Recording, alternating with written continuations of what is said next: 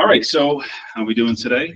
My name is Norberto Maldonado. I'm a branch manager with Nationwide Mortgage Bankers, and today we're going to talk about renovation loans. And I titled it A Relief for Realtors because it really opens up a lot of opportunity, especially when there's a low inventory market.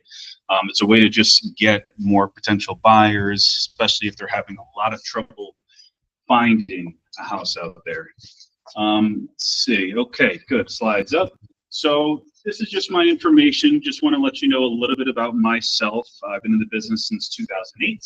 So I've been doing this 16 years, going on 17 years. And, I specialize in a lot of things. Credit repair. I'm really good with accounting for business owners, self-employed borrowers. I do a lot of the specialty products as well as, your standard conventional FHA. But I also specialize in VA loans, ITIN loans, and certain types of stated income and no income based loans I'm very, very proficient with.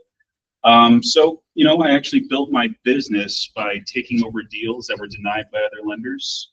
One of the reasons I was able to do that is because I was trained to underwrite loans about 15 years ago. So, once you have that, not only does every loan you have work, but you have the ability to add on and add on and add on and start doing a lot of the harder products. But I used to walk into real estate offices and say, who has an issue with the loan that you guys are not able to close? And I was able to take those on, and my closing ratio for a deal that was already denied by an underwriter is about 50-50. So I'm really, really strong with putting deals together, and sometimes we actually save a deal with a renovation loan. So I'll give you some examples of that, but really great to start off, and sometimes we can finish off with it.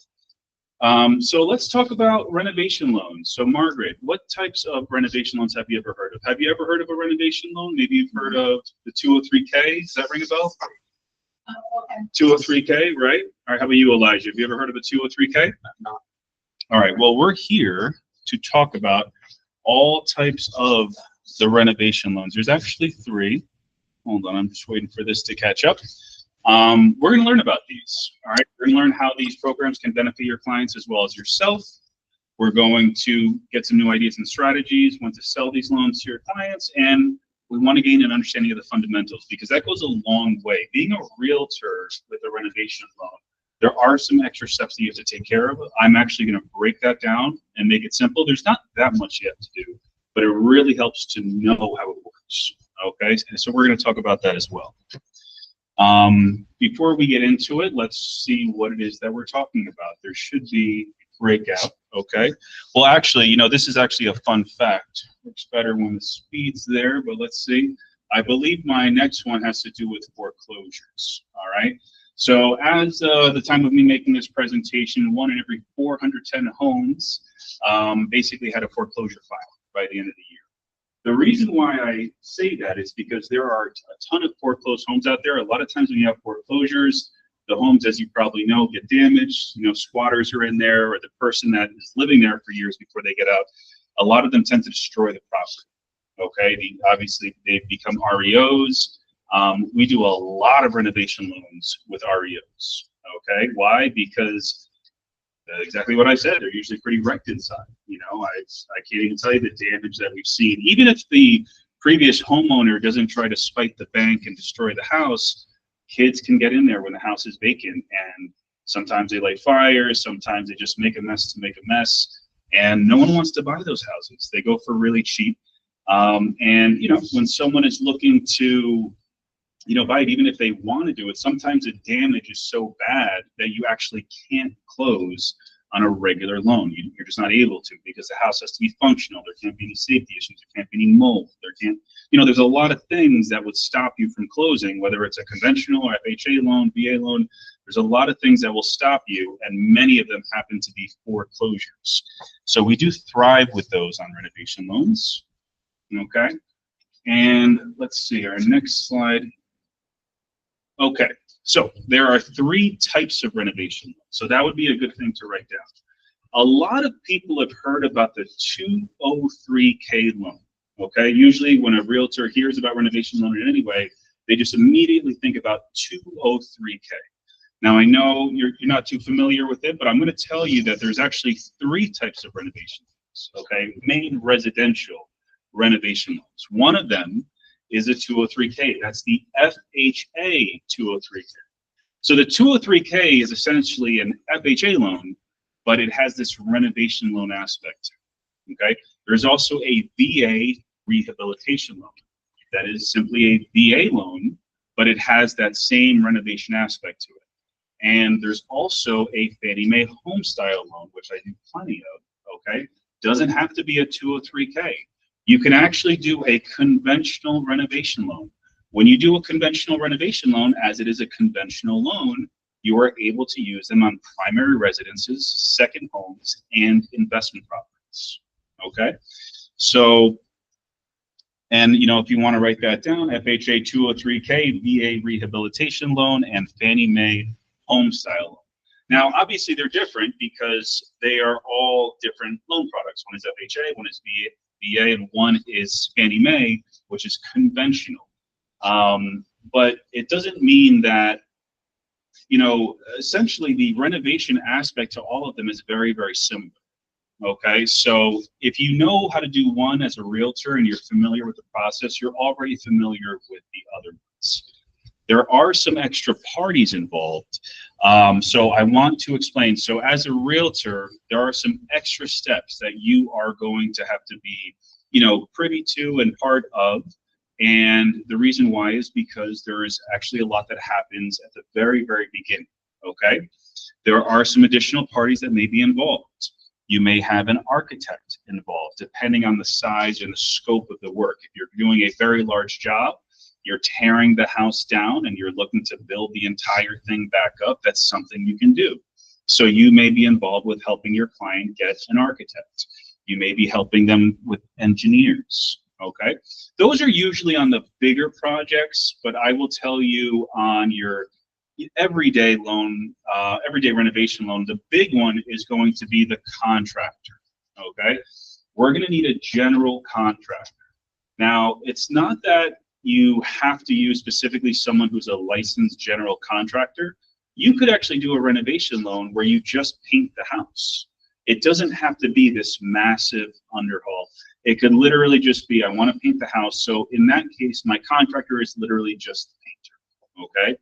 But if you're going to use multiple contractors, let's say you want to have, a plumber and then a separate company for an electrician because that's your brother-in-law, and then you want to have, this one roofer because you get a good deal with that company. You're able to use multiple contractors, but as the lender, we are going to work with just one general contractor, and they will subcontract everyone else, okay? So the contractor, we're going to get involved very early in the process, as I'll let you know. All right. The other parties involved, okay, is the HUD consultant. Okay. Whenever the work is more than $35,000 of work, or it's anything structural, we are going to require a HUD certified consultant. There is a list that you can get online. If you were to Google HUD consultant, you would get a list and they would all pop up. Well, actually, you want to type in 203K HUD consultant. It's actually the same HUD consultant for any one of them. The HUD consultants can work with conventional, FHA, or VA. Okay, it's the same person. What the consultant is going to do, we're going to get them involved in the beginning. They're actually going to do an inspection of the property, and they're going to give us a report. And they also act as an intermediary between the bank and the contractor, right? They speak different languages. The consultant is in the middle. They oversee the project. They help us submit paperwork to the lender. So they are also going to be involved pretty early on. All right. Those are the additional parties that you'll see. Another very important party that you're going to need involved whenever you're dealing with a renovation loan is, I think the slideshow is having an issue here. Are we able to, is it switched on that side? The lender? Yeah. Yeah. Are you able to turn this and then maybe move the camera up? Okay. There we go. All right. So then we have the lender. Now, the reason why I put the lender in the additional party section is because you need to have a lender that knows how to do renovation loans. I will tell you that, doing a renovation loan, it's almost every lender that you're going to see out there has the ability to do renovation loans, but it doesn't mean that they're able to know how to do it. Okay, you can picture it like, an attorney. They passed the bar, now they're an attorney. just because they're an attorney and they have the ability to do a divorce and a personal injury case and a real estate closing, it doesn't mean they know how to do this. And the reality is that at most lenders, the overwhelming majority, the almost, over 95% of those loan officers just don't know how to do the loan. Why? It's a lot more complicated. And who wants to practice on the biggest decision of someone's life, And usually it's the blind leading the blind. I've worked on multiple companies in my career, and I will tell you that if the managers don't know how to do the renovation loan, then who's there to teach the loan officers? And it's kind of hard to figure everything out from a webinar. So it's there's a lot of extra steps. There's a lot that can go wrong. So you need to have a lender that is experienced with these, because even if you've been doing them forever like I have, and you know how everything works in and out, A to Z, they're tough loans to close, but they open up so much opportunity that they're 100% worth it to do. And I'm going to break down a lot of the opportunity that comes with that. So let's take a look at the next slide. Also, I want to give you guys some differences here, okay? So we've talked about the 3 types of renovation loans, all right? There's conventional, there's FHA, and there's VA. So with the 203K and VA loans, okay, let's understand that these can only be for primary residences. With an FHA 203K, you can put as little as 3.5% down. With the VA rehab loan, you could actually buy a home for 0% down. That includes all of the renovations. You could literally buy a $300,000 house, take $100,000 worth of renovations, do the whole thing, and there's no down payment at all. Okay, all you have to do is pay for closing costs, but in many cases, I have even rolled the closing costs into the loan for a veteran. So I have had many vets close on a VA rehab loan without putting a single dollar into the property, with the exception of the earnest money deposit. But what actually happens with that is it gets refunded back at closing if you're able to roll all of the closing costs into a seller's concession. So make no mistake, you can have someone buy a home 0% down with a seller's concession, roll a whole ton of renovations into it, and it didn't cost them anything out of pocket. Well, maybe the appraisal, small things like that, but for the most part, basically nothing. Okay.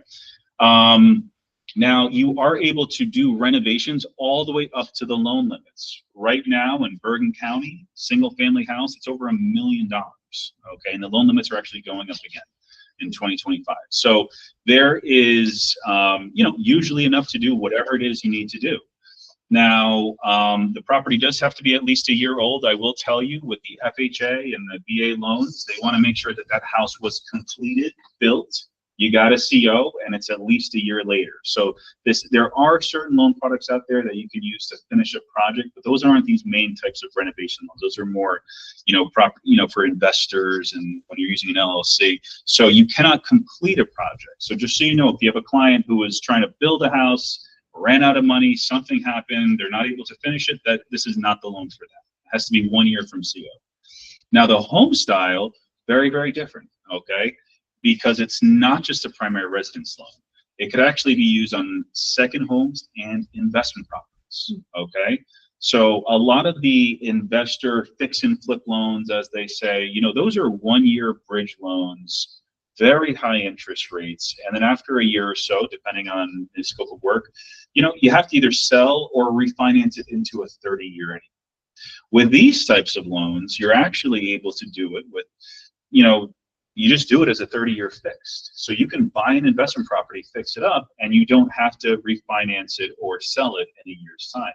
And you're also not dealing with a very high interest rate in the interim. Now, you are able to put as little as 3% down. So you could buy a home. This is great for first-time home buyers. Okay, you can buy a home. It's 3% down, and you're able to roll renovations. Okay. Renovation loans are a little bit different in terms of how much you can put in, because the renovation amount can exceed 75% of the purchase price or the after repair value. Usually the after repair value is going to be a little bit higher, okay?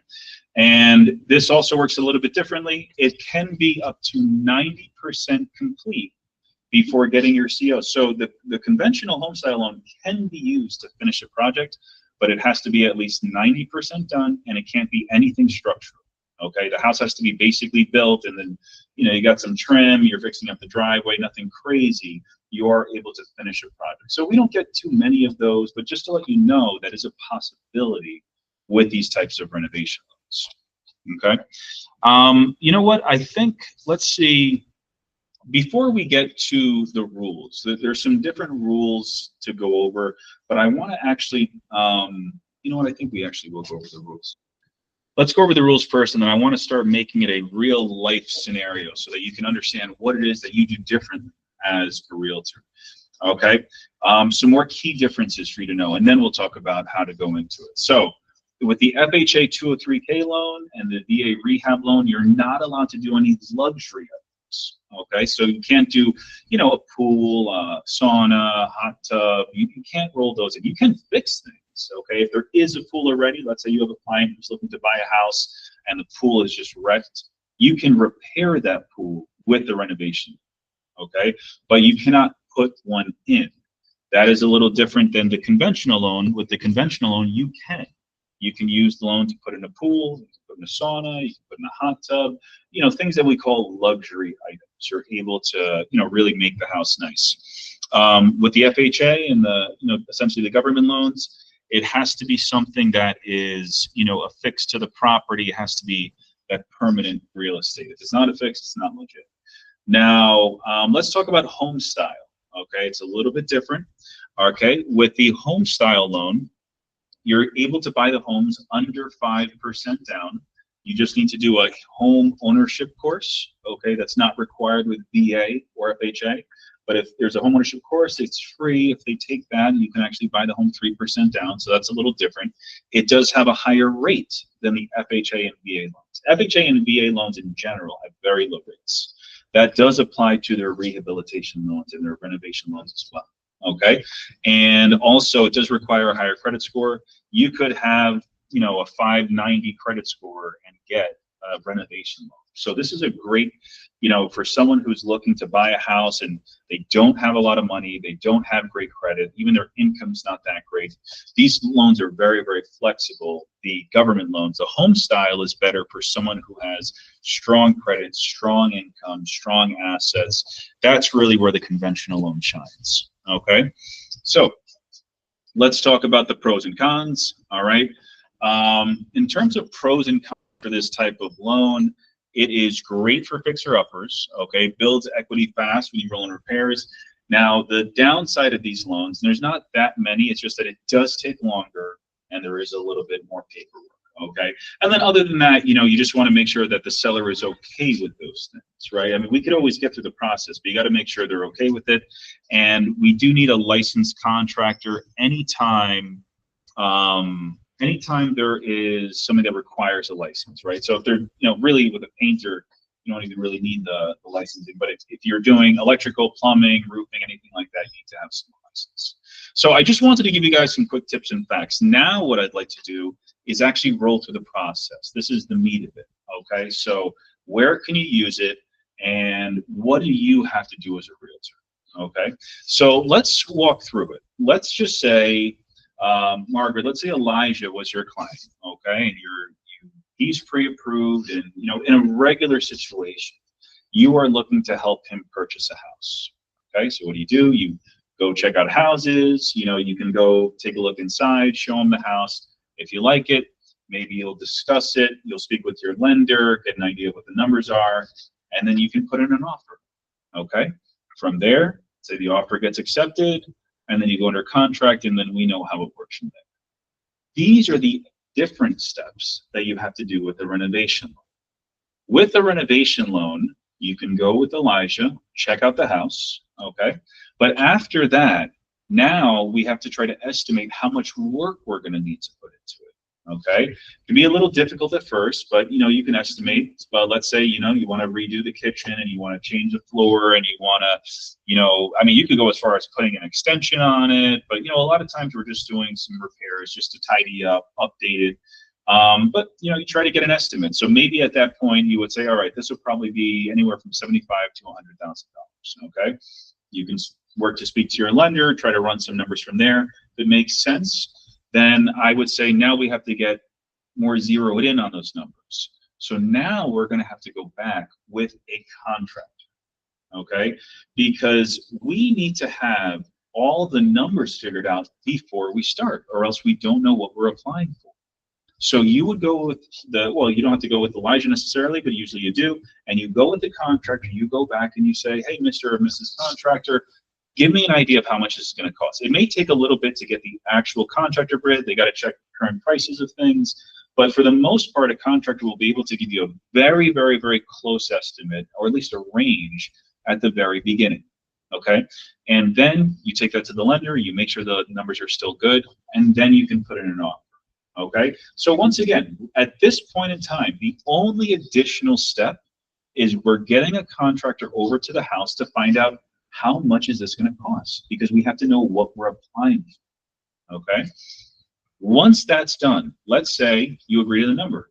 Contractor says, Elijah, it's going to be $100,000. Are you okay with that? You speak to me as the lender.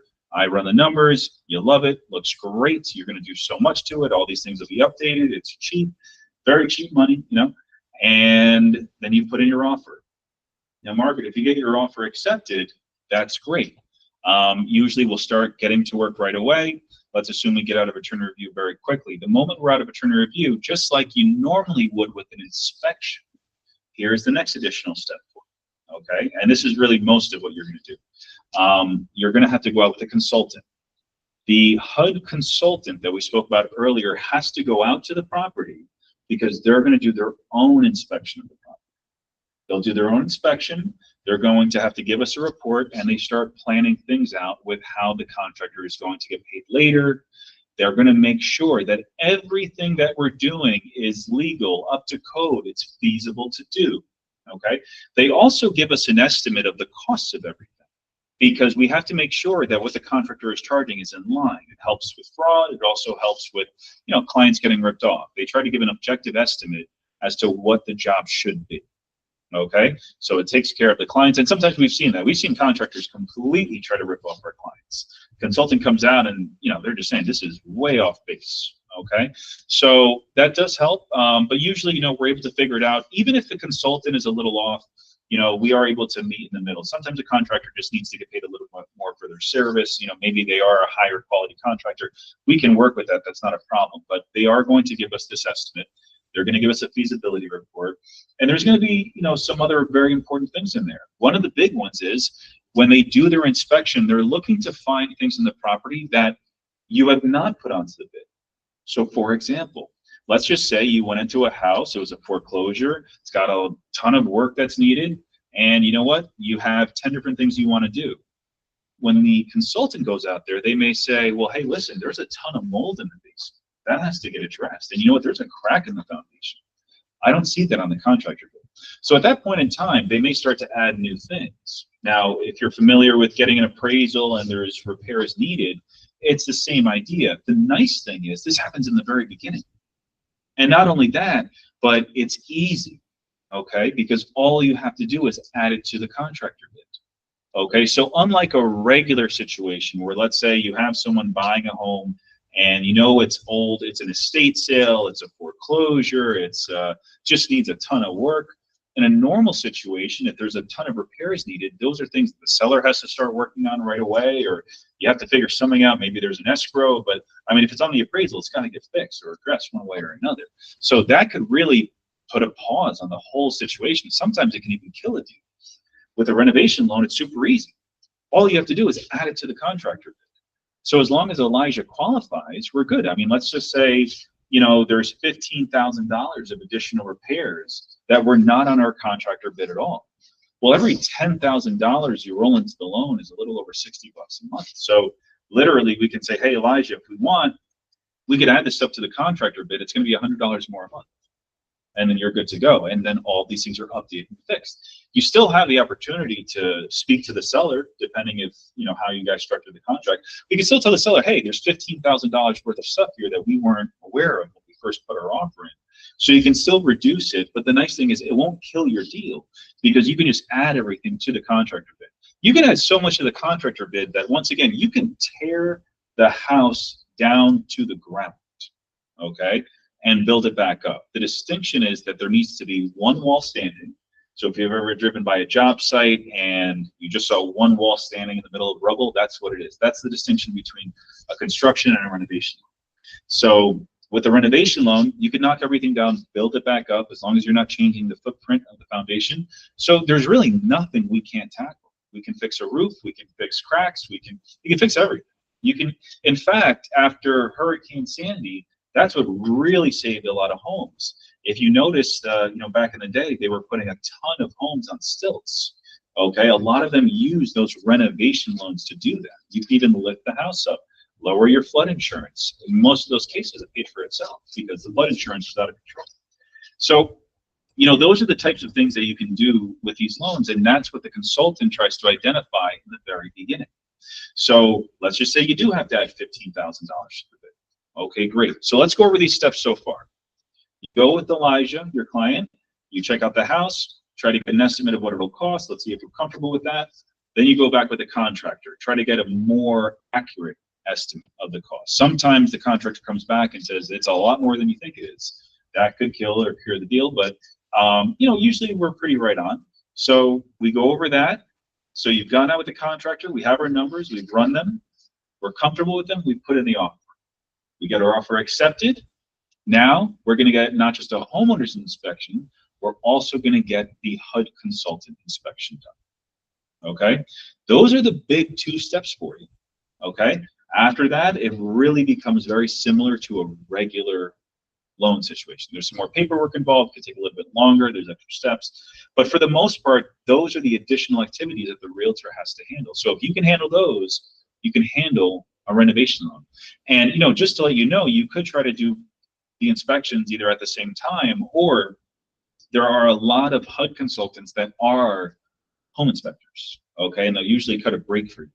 So you can actually get a cheaper deal going if you do choose a HUD consultant and it's also a home inspector. Okay, gets the whole thing done in one shot. So what happens from there? Well, when all this is said and done, I get a report as the lender from the HUD consultant. It's going to have a ton of information on it for us, but lets us know that we have everything we need to be addressed in the contractor bid. Lets us know that it's feasible, it's legal, and it will also dictate how the contractor gets paid later in different draws. Lets us know how long the home will be uninhabited if it's that type of project. Okay. And I take all that information and I send it into underwriting along with all the rest of the borrower's documents. And then it's kind of like a regular loan from there. All right, we get our appraisal, but the appraisal is going to be slightly different because remember what's happening. Now we're assuming this house is going to be rebuilt. The appraiser is going to use their imagination. So just like as a realtor, you can go into a house and say, well, the house is $450-ish right now, but you know what? If you guys did this and did that and did this, I could probably sell it for $530. Those same thoughts are happening with the appraiser. They're using their imagination. They're looking at a house that probably has a lot of issues, but this is what they do for a living. They see on the contractor bid, you're going to redo the kitchen, you're going to redo the bathroom, we're going to install this, we're going to have a skylight, we're going to do this outside and this inside. So they use that data and information, and they give us what's called an after repair value. Okay, so the after repair value is what we think it's going to be worth later. That is actually what we use when we're trying to figure this out. The after repair value is similar to a value, an appraisal value in a regular loan.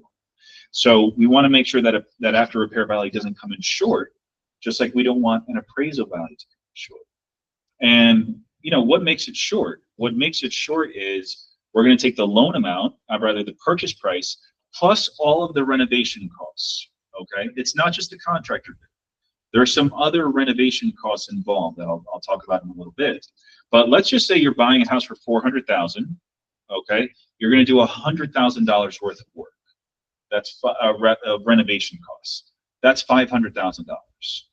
It's like you're buying a $500,000 house. Okay, it becomes very similar. Your down payment also works off of that. Just like if if you're looking to buy a $400,000 house with $100,000 renovation costs, you have a $500,000 house. If you're putting 5% down, it's not 5% on the sale price of $400,000. It's 5% on the total number, the $500,000. Does that make sense? Okay, so that's how it works. And that's essentially what you're doing. If the appraisal value comes in short from there, it could be shorter than $500,000. it could be an issue just like on a regular loan. If you buy a $500,000 house and the appraisal value comes in at 490, that's something you have to work on. Okay, and that's how it works with conventional and VA. It's how it works with FHA. FHA is very special. The 203K loan can actually be used to save a deal where the value comes in really short. Okay, why? Because with a 203K, the loan amount could be a 110% of the after repair value. Okay, so in other words, the appraisal value could be super low. Okay, it could be $30,000, $40,000 short, and you can still make the deal work. Okay, on a regular FHA loan, the loan can't be more than 96.5% of the value. That's 3.5% down. On a 203K, the loan could be 110% of that.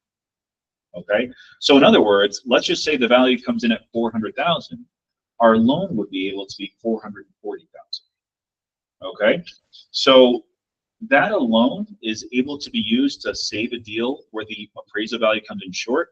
I've saved deals by converting them to 203K loans, and then I don't have to worry about the valuation issue anymore. You could literally say, I'm just fixing one thing, and then the deal works out. So that is one way you can use it to solve a short appraisal where everyone still wants the deal to work out. Okay. Any questions so far?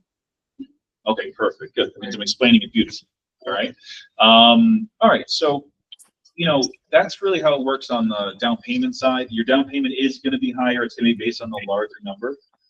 There are some additional things in there. I mean, while we're talking about it, the additional cost would be that there is a contingency reserve. Okay, very important. It's usually 10 to 15% of the contractor bid.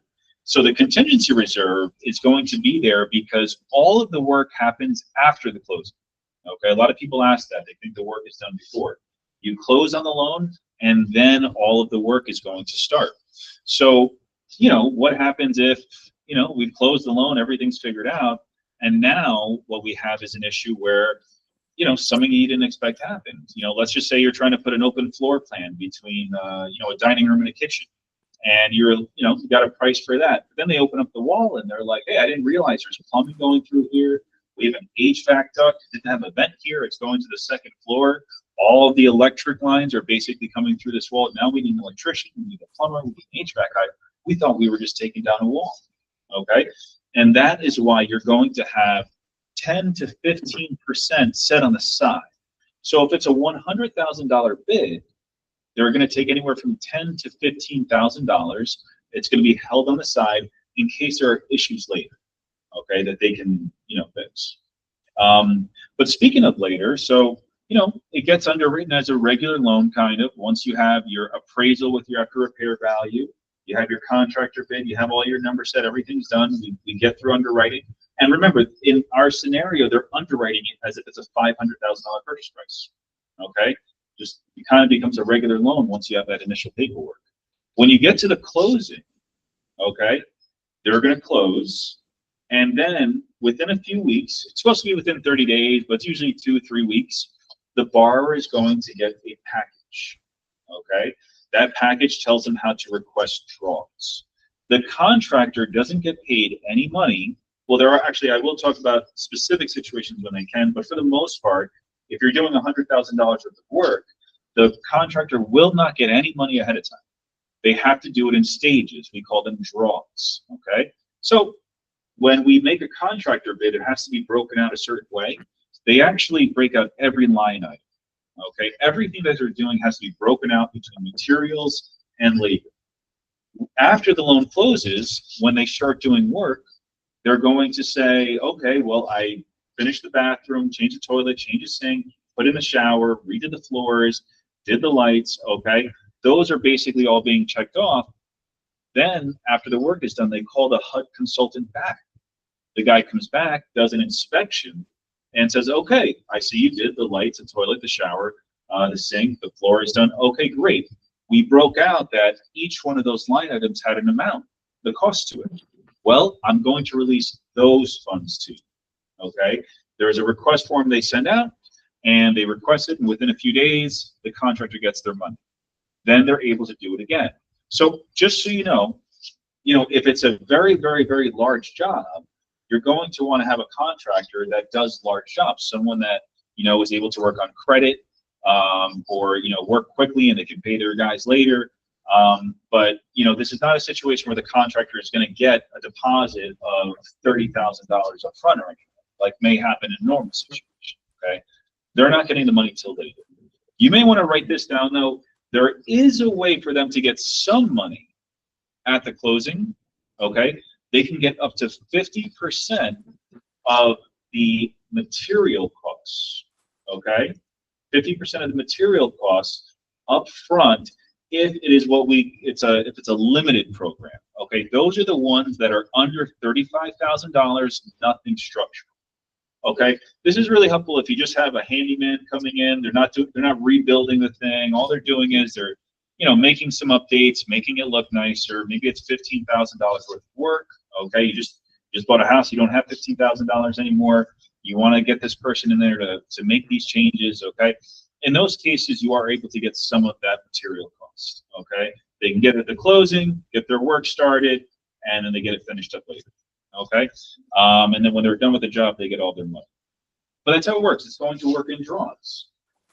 So, the consultant comes back every single time the contractor is done with a section of work, and then they release the funds. With FHA, you're allowed up to 5 draws. With conventional, you're able to do even more than that. Okay, and that's really it for the most part on the process and what a realtor has to do extra. So once again, it's really not that hard. You want to be a communicator. It's good to definitely communicate because there are extra parties involved. So what you may find in a real life situation is if the contractor's not being responsive, if the consultant's not being responsive, the lender's trying to reach out to them, maybe you'll follow up too and say, hey, we got to keep this thing moving. Okay. Sometimes we deal with that. I mean, I've literally gone to contractors' houses to get paperwork signed. See, that's actually one of the biggest delays. I've actually developed some methods to make things quicker. But I'll tell you what slows things down. It really is, for the most part, it's a contractor, okay? The contractor, a lot of these guys are just, used to swinging a hammer, not really big on the paperwork side of things. They have their own way of doing a contractor bid. We need contractor bids to be done a very specific way, okay? So in my experience, the biggest delays have been completely on the contractor because they'll say, they're going to get this back to us in a day or two, and sometimes it's days and days and days go by. They'll sign things, they won't complete it correctly. So what I do is I have all of our forms. I do as much work as I can because otherwise it doesn't get done. So I have all of my forms in templates, ready to get DocuSign. I have it set up where the forms get mostly filled out. Anything else that needs to be done, I literally try to fill out the entire thing for them, okay? And then just send it to them to get signed, and they can complete some basic info, but that's really important. So the biggest advice I could give you if you're ever venturing into a renovation loan is you have to use a responsive contractor. Okay, maybe someone with a back office. I'm sure you guys have experienced in the past. You call a contractor, they may not even call you back. Maybe you have to call them a few times just to get them on the line. That is not the person we want for this type of loan. Okay, we want a contractor that is responsive. Sometimes it even helps if they have someone younger around that's good with using a computer, able to, text or email or DocuSign, just because there's a good amount of paperwork. And if you don't get that paperwork, just like in any situation, it's hard to keep moving forward. Most of the delay actually is in the first week or two. Because remember, in order to submit this loan in, I need the consultant report and the contractor. That's why the moment we're out of attorney review, sometimes we even set it up before we're out of attorney review, we're getting that consultant out there, and we, contractor bid, we're trying to get back immediately. And you want to tell them, listen, these things are time sensitive. We really need this contractor bid right away. I also help the contractors with their contractor bids. In many cases, I have literally gotten their contractor bid that is just vague and kind of useless to us. And I will literally, I have templates, I will type the whole thing up. I'll get on the phone with them. I will redo the whole contractor bid just to get it done, because that's where the whole delay is. The reality is, once you get the contractor bid back and you have that consultant report, besides some extra paperwork, it's very much like a regular loan. It can operate in that same, time sequence, 30 days, easy. But it's that first week or so where we're waiting for the contractor bid. I've had some contractors on the larger jobs, 2, 3, 400,000, where we are literally waiting 3 weeks, sometimes even longer. Okay, that's rare, but definitely a week or so is very common, on the bigger jobs. So that being said, as a realtor, make sure that's getting done right away because you're going out there with them. And the quicker we get it, the quicker we can move it. I have closed renovation loans in under 30 days. Okay, but everything has to be done perfectly, and the contractor has to participate. They have to be in it. Okay, but if you've had someone that's done it before, that's usually helpful. Okay, and let me tell you some tips and tricks and ways where this can be useful to you, because why do a renovation loan? Renovation loans, they take longer. There's more paperwork. Where are the big benefits? Of course, we know that you can, rebuild a house with it, but where are the benefits? Well, I will tell you, they're really helpful with adding value. Okay, many of the loans that I've done that are renovation loans were for people that could not afford a regular house. Okay, the fact is, it is much cheaper to buy it and then build it up than it is to buy it built already. Okay, you get a tremendous amount of value. Okay, why? Because who wants to do all the work? I mean, listen, if you're telling me that I could buy this house for $400,000, and to bring it up to par, I need to put $100,000 into it. The house, I mean, would you want to pay $400,000 for a house that requires $100,000 worth of work? I mean, listen, it takes time, it takes energy. You got to have the contractors there. Sometimes the contractors can screw people over. The place could be not usable for a while. So it's not like it's not like if you get a $400,000 house and put $100,000 into it, it's only worth $5. It's usually worth way more when we're done. Okay, so especially with the way rates have gone up, values have gone up, I have helped a ton of people that need to buy a home in their town. It could be, I mean, I'll give you examples. I mean, besides the fact that they live there, maybe they're a police officer in town, maybe there's a special program for their children. I've had that a few times where there's a special needs program for their child. They literally cannot move out of this town, but they cannot afford a house in the town. Okay, here's what we do. We just try to find the biggest piece of crap we can find. Okay, you want to find a house, the more damaged that house is, usually the more value we can add. Okay, because you can get it for a lot cheaper. And like I said, I mean, I've had them where the value of the house was $200,000-$300,000 more than everything we put in. Okay, the key is you want to get a really beat up house in a nice neighborhood, not just get a really bad house. Get it in a nice neighborhood. Because the more you make it look like the houses around it, the higher the value is going to go, right? So I will tell you, one of the loans that I did, I was basically for actually my own brother, okay? And with him, he's actually a veteran, so we did a VA rehab loan. Works very similarly to the 203K or the Fannie Mae home style. That was one of the situations. It was many years ago, back when closing costs were less than $10,000. But we were able to buy a house 0% down, full $10,000 sales concession. It was an REO, so it was nice that we were able to negotiate the seller's concession. And he was one of those situations where he got the deposit back at closing. And I think at the time, they bought the house for $360. The neighborhood at the time was like a $500, $550K neighborhood. This was a foreclosure. It was wrecked inside, okay? I think they only put maybe $60,000 into it. But here's what I remember. The after repair value was $110,000 more than what he put into the house. Okay, why? Because even after it was rebuilt, the houses around it were still nicer. Okay, meaning if he were to put another $40,000 into it, the value would still keep going up. As opposed to getting, you could put $1 million into a house in a bad neighborhood. It's not going to be worth over $1 million because if you have $1 million, why would you buy in a bad neighborhood, right? So it works the opposite with these types of things. So it's really good for getting a lot of value for someone who literally cannot afford a home in the town that they're trying to look into. Okay, really big there. Another huge benefit is it really helps with low inventory. Okay, I did a bunch of these over the last few years when everyone was just looking and looking and looking and looking and looking and looking, and it's so hard to get a house, and if you do, so hard to get your offer accepted.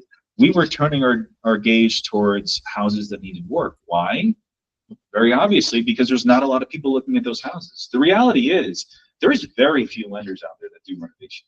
That's the reality. So that's why when you see a house that's really beat up, you'll usually see on the listing, it'll say cash or 203K only. Well, you know, those ones, there's really usually not a renovation loan buyer looking at that house. Usually it's going to be a contractor who's going to try to undercut the seller. Okay. So what happens with us being a renovation loan buyer, we can go in, we don't necessarily have to undercut the seller the way the cash buyer. Okay. And we can get this house that we can put a tremendous amount of value in with almost no competition. Okay. So a lot of these loans that I did, you know, they were looking at regular houses and there was 40 people at the open house, 50 people at the open house. It was impossible to get these offers accepted. Once you start looking at other houses, then everything opens up. Then it's like, wow, there's not as many of them, but you actually have a greater chance of getting your offer accepted with those than you do with these other nice houses that have a million people trying to get the house. So they're really huge with low inventory, and they're really huge with adding value with someone who literally just can't afford it. And even if they can afford it, so I actually just closed one down here on Orient Way about 7-8 months ago. Okay, this was a client who was looking for a house in the $800,000 to $900,000 range. They were having a tremendous amount of trouble finding a house, just like a lot of you have probably dealt with, putting in offers, everything getting rejected. You know, just because there was another offer that came in $100,000 over ask, blew us out of the water, right? And, you know, I'll tell you what I told them. I said, hey, listen, you know, you want an $800,000 to $900,000 house. You know, they were looking in Rutherford. A lot of the houses that they were looking at also needed some work. That was a concern. That you spend $800,000 on a house, you still need to do some work to it, you know, in this area. So I told them, hey, listen, you know what? Why don't you just look for something else? Look for something that needs a good amount of work. Maybe something in the $600,000 range, okay? And then we'll just throw a couple $100,000 into it. So it'll kind of work out the same, but it'll actually be even more updated, and you'll get all your value. Okay, so that one, well, I wouldn't tell you the address anyway, but it was actually just down the street here. That's exactly what we did. She started looking for $600,000 houses. She found one within a few weeks. Okay, didn't take long at all. So it's really big on adding the value. It's nice to have these things updated. Okay, and it's really, you know, just in general, weeds out the competition. But aside from that, there's other benefits. A renovation loan can save your deal. So have you ever had an issue where, you know, you had issues closing on the house because there's a lot of repairs that were needed by the seller? You ever had that situation? Okay, so I mean, honestly, it happens all the time. You know, you've probably heard that, you know, FHA loans are really, really tough to get the deal closed. Conventional loans are very, very flexible. They're actually very simple, okay? The big ones on FHA loans are chip and paint, okay, which you can roll into a renovation loan if you have to repair that. The house was built before 1978. But the reality is, even with a conventional loan, there's a crack in the foundation. If the appraiser spots mold, if there's a crack in the joist, if there is water damage, okay, if there's an electrical issue, okay, if the appraiser puts that on the appraisal, we have to fix it. It has to be fixed if it's on the appraisal, okay? Now, a lot of times you get stuck. Where do you get stuck? Well, a lot of sellers don't have the money to fix it. All of their money is tied up in the house. This is really big with estate sales, okay? You know what happens all the time with estate sales? There could be a house that's free and clear, paid off at $700,000, okay? Someone passed away. Now the kids got it, okay? Here's a problem. When they passed away, they were 90 years old. They haven't done any updates to this house in 30 years. Now the house is terrible inside. Everything's falling apart. So now the kids get the house. They have $700,000 of equity. They have $25 in their bank account. Okay, so what do? Someone tries to buy the house, and the appraiser says, you have $1 million things to fix here before we can close. The sellers are like, can we give you a credit? Can we hold it in escrow? Buyer doesn't want to pay for it. It's not their house yet. What if something happens and it doesn't close? So none of those options work if it's on the appraisal. There's nothing. You have to fix these. They have to be addressed. Okay, so if the seller doesn't have credit, they're not able to finance it, and they don't have any cash, what do? You just turn it into a renovation loan. Okay, so I have saved deals exactly that way. You know, I remember more recently, it was an electrical panel issue. It was exactly that. It was an estate sale. The electrical panel had to be replaced. Sellers didn't have the money. The buyers, even if they wanted to pay for it, they didn't have the money. Okay, so what did we do? Well, we lowered the sale price, and we basically rolled the amount to prepare it into the loan. Because remember, on a renovation loan, the loan amount can be higher than the purchase price. It can be hundreds of thousands of dollars higher than the purchase price because you're rolling in these renovations. So that's one thing you can do to save a deal, and deals do die this way. Okay, you know, you may remember in the beginning I said I kind of built my business taking the word deny deals. The renovation loan has been a huge tool for that. And then also to recap, if the house comes in short on the appraisal value, sometimes it's way off. Okay, it's very, very rare when that happens, but sometimes I've had them where the appraisal value is 50K short. I'm very good with disputing appraisals, but sometimes the appraisal's it's 100% correct. I mean, you know, I've even had it where 2 condo units just sold in the last 2 months. Our condo unit is exactly the same unit, and the realtors set it up where the value is 50,000 higher. You know, there's no way. I mean, the last 2 units that sold, I mean, that's basically your value, right? So, you know, maybe you can try to reach it up a little bit, but there's very little you can do if the appraisal comes in short and it's legit.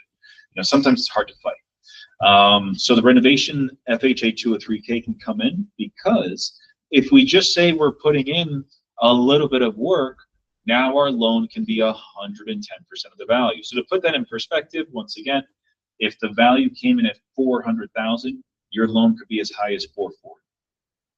Okay, makes a big difference. Okay, so you can save deals if the value comes in short.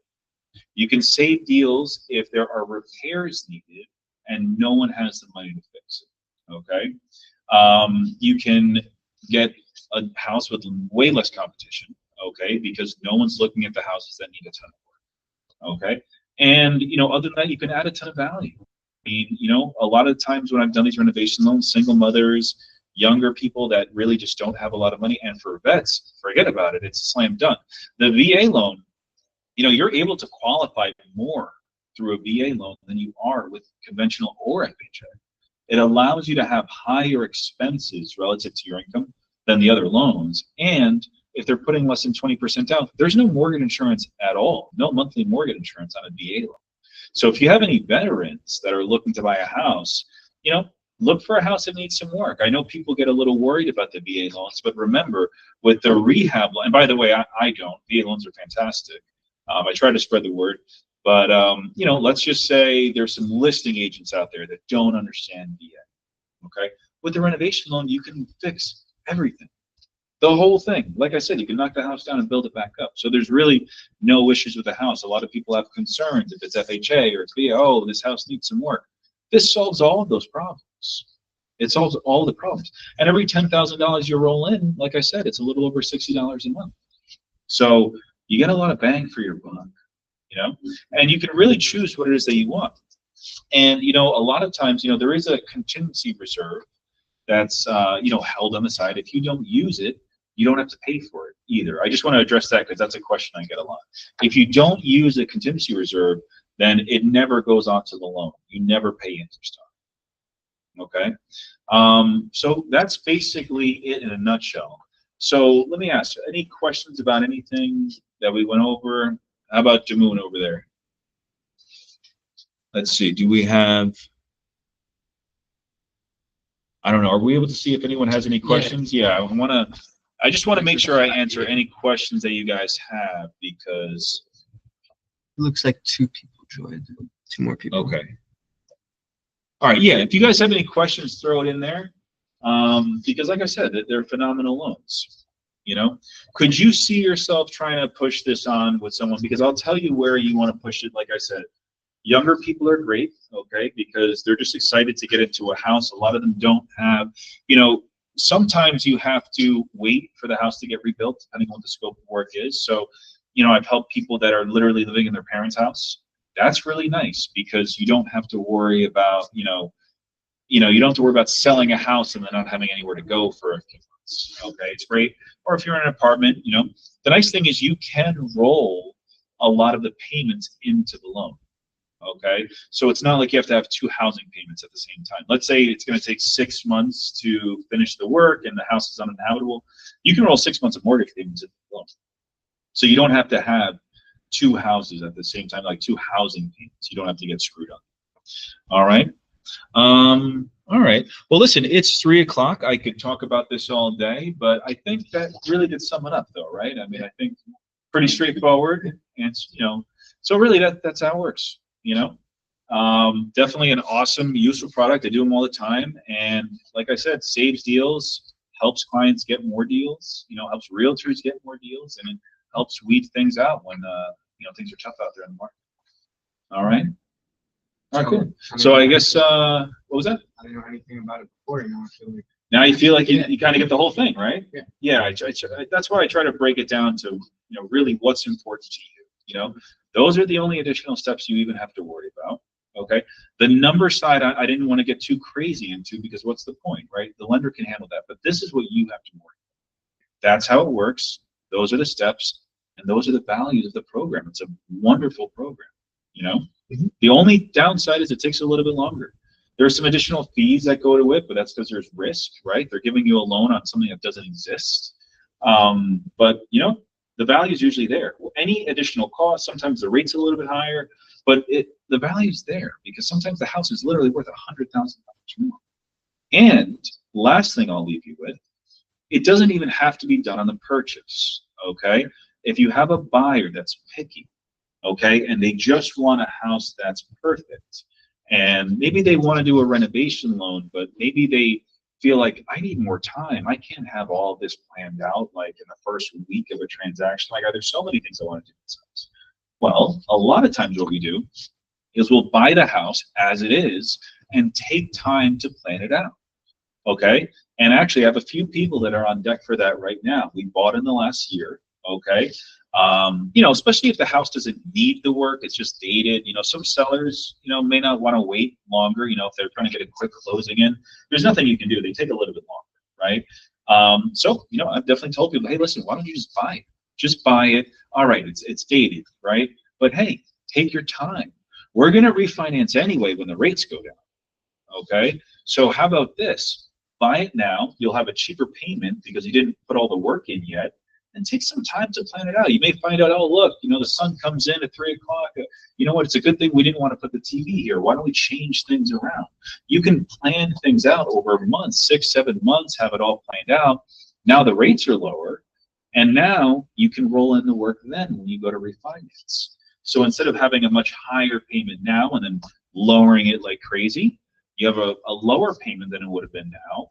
And then at the same time that you're refinancing to a lower rate, then the loan is going. Okay, so it kind of levels it out a little bit. Okay, but yeah, hopefully you feel that was thorough and enjoyable, and hopefully you guys feel like you kind of get an idea of it now.